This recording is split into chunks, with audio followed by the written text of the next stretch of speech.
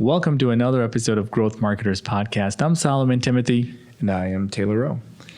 Today's episode, we talked about backlinks, sort of the elusive buzzword in the marketing or in the SEO space out there today. Everybody wants to know about backlinks. What are they? How do they affect me? What kind of backlinks should I get? Which strategy should I pay for them? Do I need, a high volume of backlinks? Do I need to just focus on high domain authority or whatever that may be?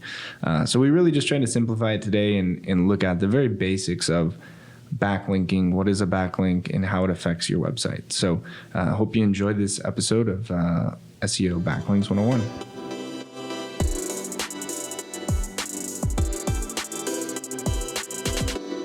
All right, welcome back, everybody. We get a lot of questions surrounding SEO specifically, a lot of feedback from our previous podcast, SEO 101, and some of the other ones that we talked about, specifically talking about backlinks. I think just kind of the curiosity behind the term backlink. It seems very behind the scenes, like you need to be a developer or coder or something. It's kind of foreign to a lot of people. So we wanted to create this podcast to dive a little bit more into really what is a backlink, what is link building, how do you go about getting backlinks, all those sorts of things. So I think I'll start by just kind of explaining that as we discussed in the SEO 101 podcast, SEO and really Google kind of breaks down their overall algorithm into those three main categories that we talked about: the on-site, as well as the technical things like user experience, load speed, those sorts of things, all the way to the off-site, which is your backlinks or the overall authority of your website. So a backlink is exactly what it sounds like. It is another website that is linking back to your website or linking to you, pointing to you as a point of reference. If you look in your Google Search Console or Google Webmaster Tools, it will show up as an inbound link. Now, there's a lot of different tools that you can use to check your backlinks, check your competitors' backlinks. They're all going to be a little bit different. Some links will show up on some tools, some will show up on others, some will show up on Google that don't show up on those, and vice versa. So you kind of have to look at all of the data and make your decision. But essentially, if another website is linking to you, it counts. Now, what is the magnitude? How does it count? How does it benefit you? That's what we're going to jump into today. So again, just to reiterate, a backlink, you've seen it. You've been to a website and you click on a website URL or a piece of text that takes you to another website. That is a backlink. So over the years, the way that Google has measured and sort of weighted SEO or backlinks has changed. The way that SEOs and marketing professionals have gone about getting backlinks has changed. Some of the old, outdated strategies that used to be effective to essentially trick Google are now considered to be black hat SEO or black hat link building or backlinks.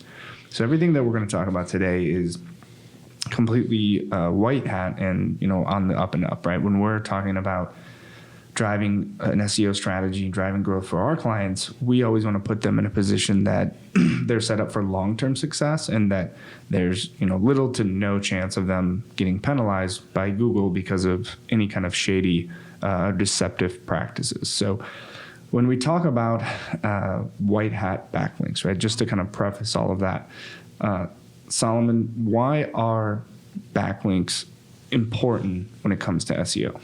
Right, absolutely. Great question. So way back in the Google, I think we maybe mentioned this in our first episode, when Google just sort of came out. They had no idea how to organize the search results, and they didn't know what was important, what wasn't. And one of the things that they used is other websites linking to a particular property, and they use that as a means of saying, hey, this website should be of higher authority because somebody's linking to it. And that strategy got caught on as this industry evolved, and that's where the whole concept of backlinks came about. So they're using that as a signal of authority, and it still goes on today, right? So if you have two identical websites, let's just say hypothetically, which is very hard to get, but same amount of content, same amount of longevity, it's been around, one has some links to it, highly competitive keyword, and if one ranks and the other one doesn't, chances are there are some high quality links coming to that one that is ranking, with all things being equal. And it's more and more evident the higher the competitiveness of the keyword, right? Sometimes you can just write a piece of content and you rank right away. Other times you write a piece of content, you don't rank right away. Then you wonder, gee, what could be wrong? And oftentimes it has no authority. There's no links to it, while other search results on that same page have lots and lots of links coming to it. So it uses it for that particular reason, and obviously we know that it drives traffic, right? Beyond just Google ranking it, if somebody naturally places a link on their website, people are going to click and want to learn more. Mm-hmm. You don't know how many times I've clicked and bought products because they've happened to conveniently link it right there. Yeah. Click here and buy this on Amazon. I'm like, great. Mm-hmm. I don't have to go search. It works. Mm-hmm. And so the reason why it's important is Google looks at, where these links are coming from. We could talk about good neighborhoods and bad neighborhoods and so on. Where the location of the link that's coming to is really important. Mm-hmm. And also, did you get this link in the recent years, or was it in 2005? That's also really important. And most importantly, it's to give Google and users the ability to learn more about a subject matter. Mm-hmm. It should naturally link to things, not just to get some juice, but really to help the reader out to learn more about a subject. I think today, most bloggers just naturally put links to other people who have given really good research into a content, regardless of where it is, if it's a New York Times or Wikipedia or a YouTube video or a meme. You always link out. It's just how it become a norm. Mm-hmm. So to kind of summarize that, right? Why is backlink important when it comes to SEO? So you mentioned Google is looking at it as sort of a sign of authority, right? That is one of the factors that it looks in terms of ranking, because they say, okay, this website gets links pointed to it from other relevant websites, right? And then you also mentioned just the idea that you can actually get traffic from that. So you said you click on it and then you go purchase there, so you get traffic as well. And then what about the overall, just of course we're proving our authority, but just our overall organic rankings and the factor that backlinks play in ranking for all these different keywords. Right. So if you're trying to optimize your website, part of that exercise requires building links to it, because you want to be building authority, right? One of the things that you want to do is, let's say you published a really nice piece of content, and naturally the next step is to promote that content, because you don't want to just create content and just leave it on your website, and how will anybody get there? Right. So as part of that process, you're promoting that, and when you do get others to link to that article, that content piece starts to rank. So it is actually boosting your organic traffic as a result of getting these links to your website. Right. So how would you go about actually getting more backlinks then? So like you said, okay, I've created content that I feel is valuable to an audience, and I want to rank for this, or I want to get backlinks to that. Is there a website that I can go to and say, hey guys, I need backlinks. Link to me. Do you purchase them? Right. What does that strategy look like for the average marketer and maybe a more sophisticated agency approach? Right. So there is no Amazon of backlinks, unfortunately.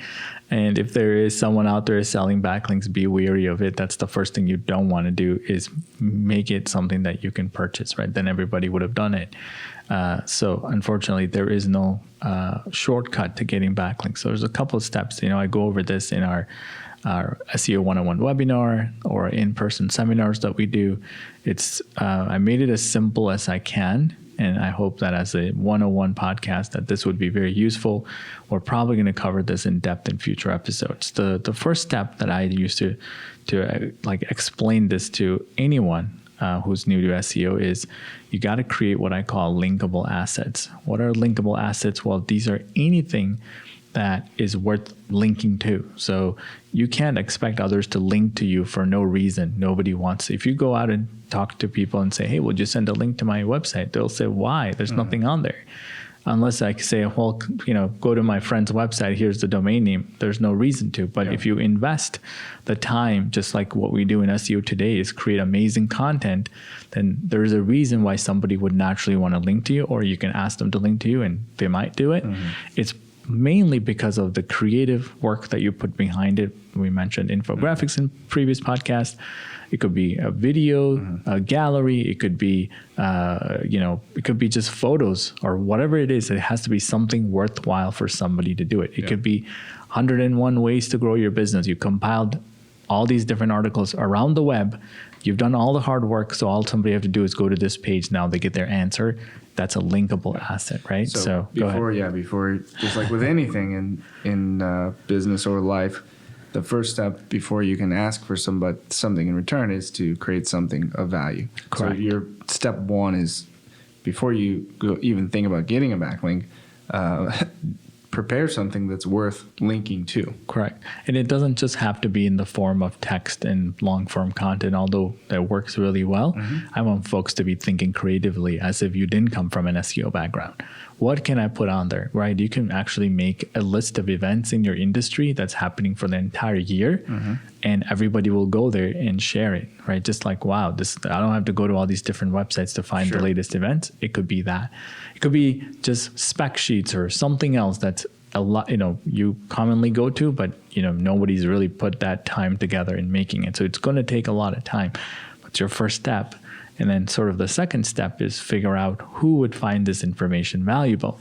Now, I would probably want to work on a list of non-competitive websites because they may not link to you very directly, but other maybe associations or bloggers or anyone else who's linked to similar content would be your prospects, just like you would do in sales, who are my top targeted websites or prospects that I'm going to sell to or pitch to.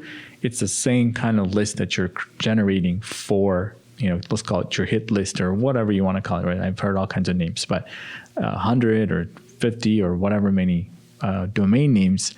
And then you can go and research the person that is in charge of, their content or editorial or anything like that. And then you would want to reach out to them. But that's your second sort of spot, because every time you have content, you want to build relationship with these people.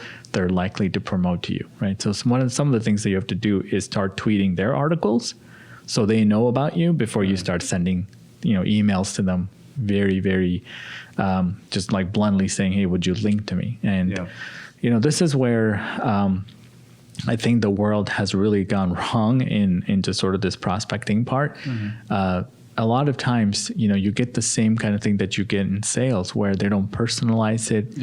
I have examples after examples I go over in our sort of webinars. It doesn't have your first name. They don't address it properly. How are you ever going to, get anything from this person when you're just sort of spamming your way out? And maybe you're listening to me and you've gotten those emails asking you to, send links, and you're not going to do any of that. You're going to delete that, right? So there's no value, and don't do that. Right. That's sort of my golden rule. Don't do that if you're if you don't want to receive those kinds of emails. Don't send those kinds of emails out. And how do you feel about the idea that Google kind of puts out there of, if you create valuable content, then people will naturally link to you? Yeah, I mean, you got to listen to everything Google says with a grain of salt. And in fact, Google will tell you don't work on your backlinks because it's not, that's not what you should do. It's not important. And like I said, I know where Google stands, and we being a practitioner, we have to respect that because they don't want anybody scheming the system, which is what they're really after, right? They're really after getting rid of the spam of the internet. They don't want anybody trying to mechanically rank their site, right? And oftentimes marketers are trying to figure out how can we rank for extremely competitive. So it gets very, I guess it gets really, really scientific. The harder the keyword is, the more things you have to do to get up there. But long story short, these 3 steps, linkable assets, creating a list of prospects, and number 3 would be to start outreaching to people and completely custom emails asking them, hey, I've seen you link to XYZ article or an asset. we've now written much more extensive about the same topic, would you be able to link to it? Another one is you have a link on your website, but it's actually broken. That page doesn't exist anymore. Would you mind? And you're able to find all sorts of information like this just by using some basic SEO tools, or just Google in general. Just search for the keyword and see who's ranking for it and where do they link to. So that would be one way to do it. Now, This is really hard. This is not easy. The outreach piece is probably the most time intensive, right? Is because, like you said, it's essentially you're cold emailing people, trying to introduce yourself and quickly say, here's why my content, and here's who I am, why you should care, and why my content is valuable enough that you should go out of your way to link, log into your website, into your WordPress, and then find the article and link to me. So like you said, make that as easy as possible by outlining and say, look, you wrote this great blog about 4 ways to do this. I recently published a blog that I think is relevant to your audience based on this topic, and I really expanded upon it. So I think if you would link from there to there, it would be beneficial to your audience, right? So you have to position it that way. But it's still not easy, right? So there are a lot of other ways, very basic ways, if we're talking about, from a 101 perspective, to get some quick wins, right? So let's talk a little bit about directory listings and social platforms and ways that you can just go ahead and create accounts yourself that would then get you some sort of a backlink back to your website, whether we talk about, the type of backlink it is and how much it affects you or not. But aside from a website that you have to get someone's permission, there are also websites that you can create an account and get a link from, correct? Right, absolutely. So there's a ton of domain names out there that you can just build, or get essentially a link for your site. So first off, you can build all the social profiles on every single platform that's out there. Mm-hmm. They all have a crawlable link, highly valued. Just as you can get it from Facebook and Twitter, you can get it from Yelp and City Search. Yeah, we're talking about exactly. So Facebook, right, Twitter, LinkedIn, Yelp. Correct. Probably Google the My biggest Business one is Google My Business, right? Because it is a Google property. So you're getting a link from Google, essentially, from property of Google. So all those different directories, whether you use them or not, Google uses them and crawls to understand what your business is about. Are you legitimate? What are your hours of operation? All those sorts of things, and get those links back. So you mentioned City Search, Yellow Pages. It's not that your clients are going to Yellow Pages anymore to find you, but that is one of the directories that Google will crawl and will index. Correct. The second would be to just sort of reach out to your industry associations and so on that you belong to. I think that's a great even advice. If it's a chamber of commerce, etc., where you're able to get your domain name listed and get a link back to it. Now, the more, the bigger the association is, the chances are the link is worth more. Mm-hmm. If you're a physician, there's lots of associations around that. If you're in home industry or anything like that, or contractor, there's a lot of association very specific to that. And even if it's just somewhat relevant, it's worth getting that. If it's a .org or anything, it would help you get a ton more link to your site. Now, if you sponsor an event, you could ask them, hey, there's my logo there. Can you link that to my site? All these things give Google the signal that these links are relevant to your website and your industry. And that's the biggest thing is, can you work on getting relevant links? Because you can always get irrelevant links. It doesn't do you anything. But you want to get as relevant of a link as possible. Yeah, that's why I love that advice, is because I think those are extremely relevant links. So when you look at that and just kind of recap, so we have national directories that are relevant because they talk about what your business does and who you are, and those are heavily weighted in Google's eyes because they're well known, right? But they're not as relevant in some aspects as the ones that you're talking about, which would be local directories.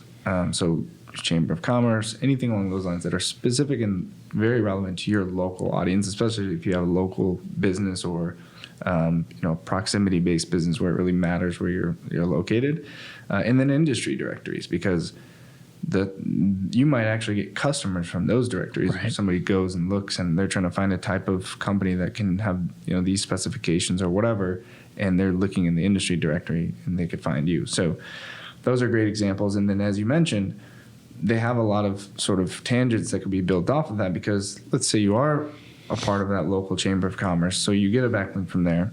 And then the local chamber of commerce is now sponsoring, a 5K or a golf outing or whatever, and they have another website, or they have at least another page on that website, and you're a sponsor of that as well.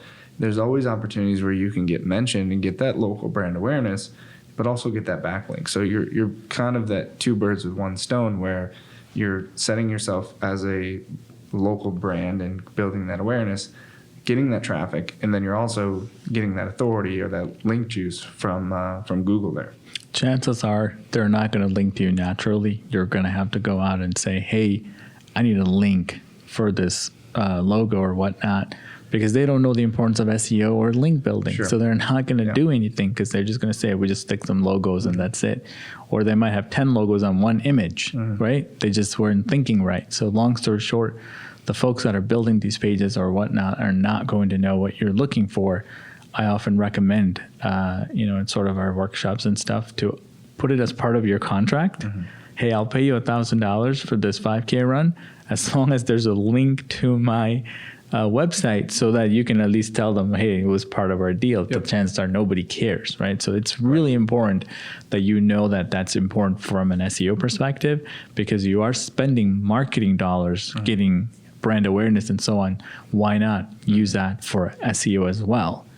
It's a very important way of thinking about it. Yeah, absolutely. And I think let's take that one step further and just understanding some of the terminology behind that when there's different types of links, right? So at the basic level, when you get a backlink, there's what's called a no-follow link or a do-follow link.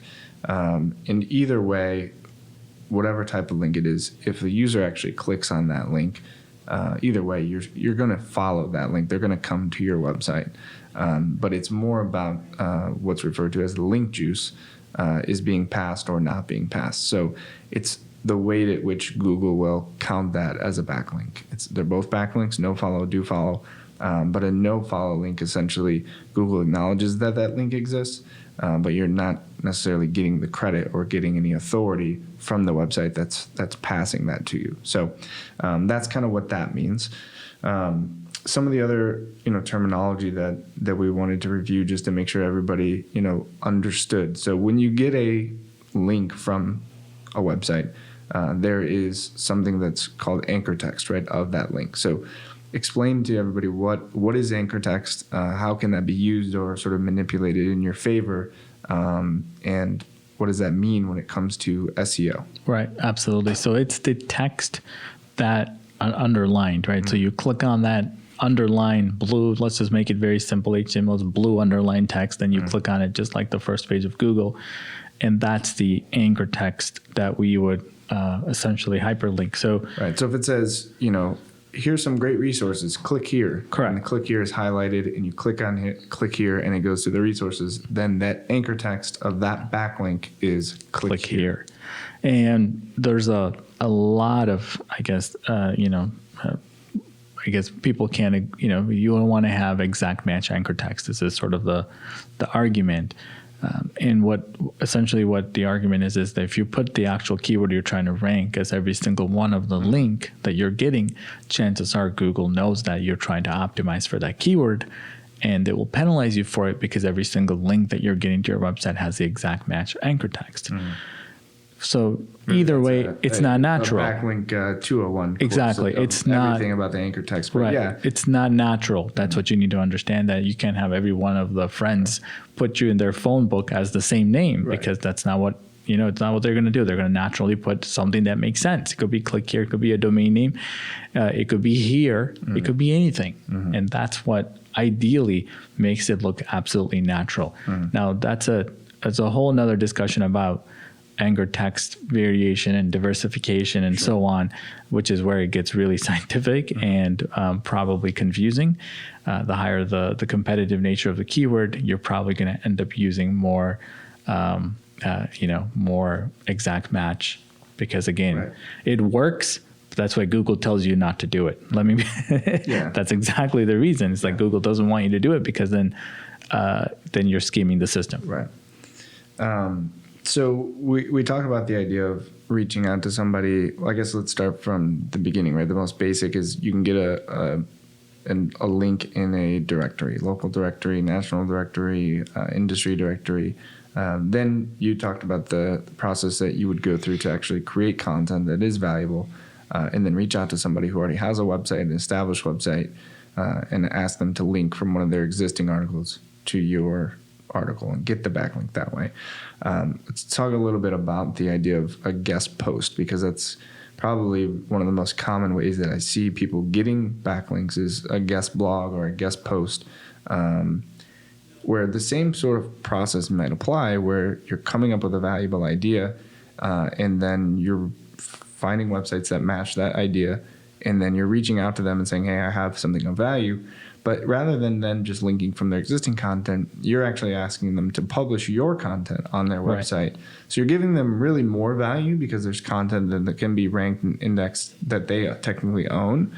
But you have more control of what that content is, where that link is, the anchor text like we're talking about, what page they're linking it to.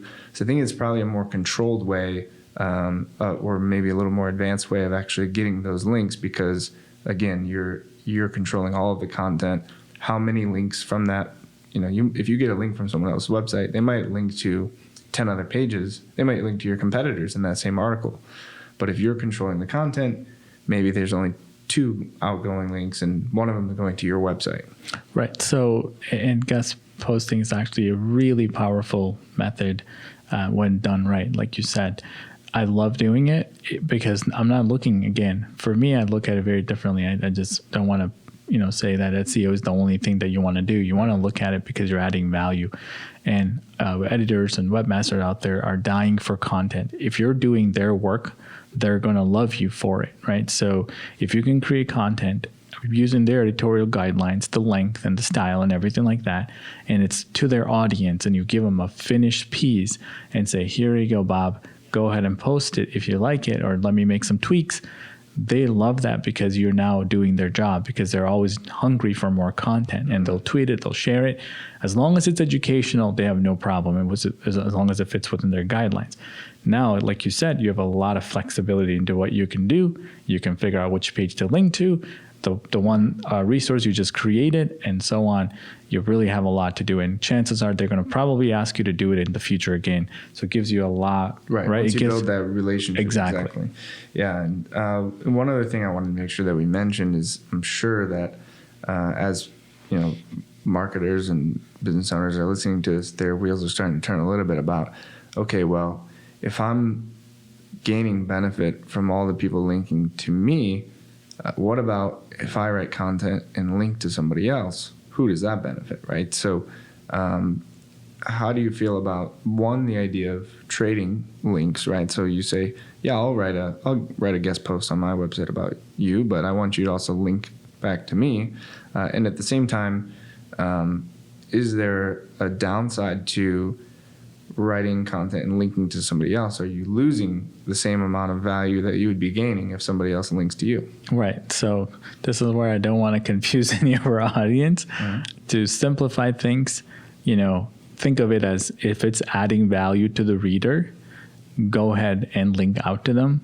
Let them get the juice, or whatever you want to call it. It doesn't hurt you. You don't want to do no follow, because you wouldn't want that done to you as well. Correct. But be careful as to where you link out to. The more links that you have on a page, it's diversified in a way that everybody gets less and less value of it. Yep. So you ultimately want to get a link from a page with low outbound links. The fewest links that page have going out has the highest amount of authority that you can get. Mm-hmm.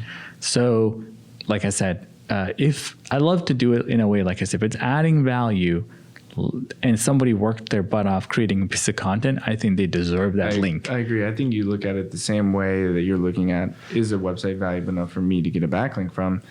It's all about the context and the relevance, right? So who are you associating yourself with? So if you're only getting backlinks from quality companies, quality websites, and I'm only linking and associating myself with other quality websites, that is what is going to be beneficial, not looking at all the ins and outs of, I have this many inbound versus outbound versus whatever.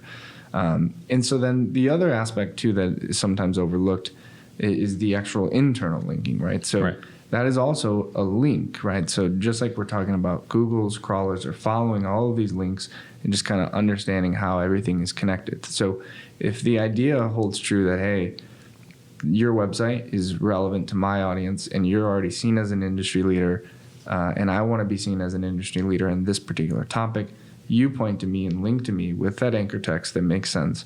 You come to my website. So now I'm gaining a little bit of authority.